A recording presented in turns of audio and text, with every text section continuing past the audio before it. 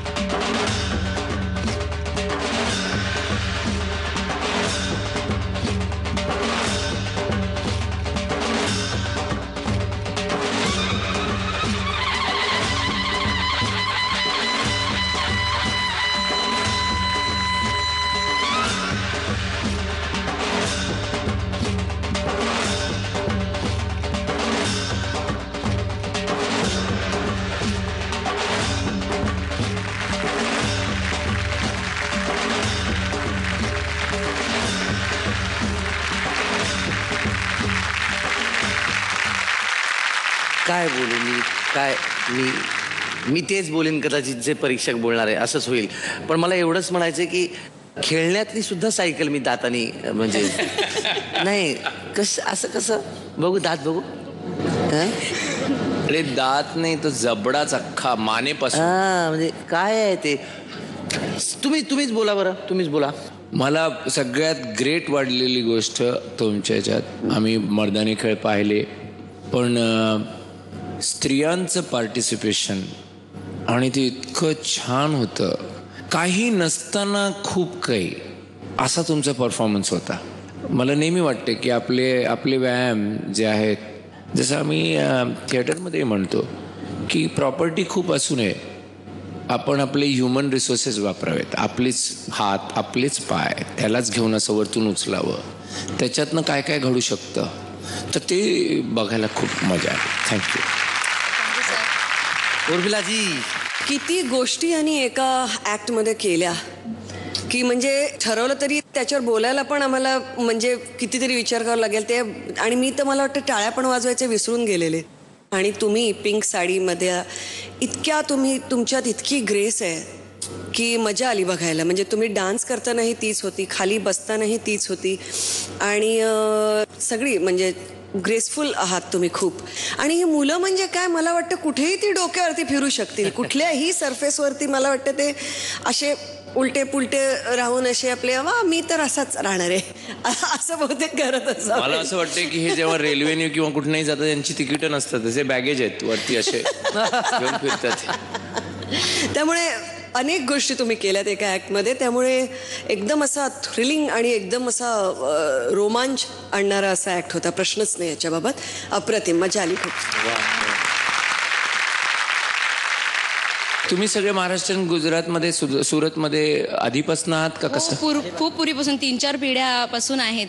बरं, मग तुम्ही सगळे तिकडे आपली परंपरा जपता. हो. तुम्ही हे आपले प्रोग्राम्स तिथे करता. हो, आम्ही गणपतीत मिरवणूक वगैरे काढतो तेव्हा हे सगळं आम्ही करतो. अरे हो. वा. तिकडची जी सुरतची म्हणजे जी महाराष्ट्रीयन लोक आहेत ना, त्यांनी म्हणजे जुन्या काळच्या ज्या गोष्टी आहेत ना, ज्या आपल्या पारंपरिक पद्धती सवयी त्या अजून सांभाळून ठेवल्यात. आपल्यापेक्षा जरा कट्टर प्रकारे ते वागतात.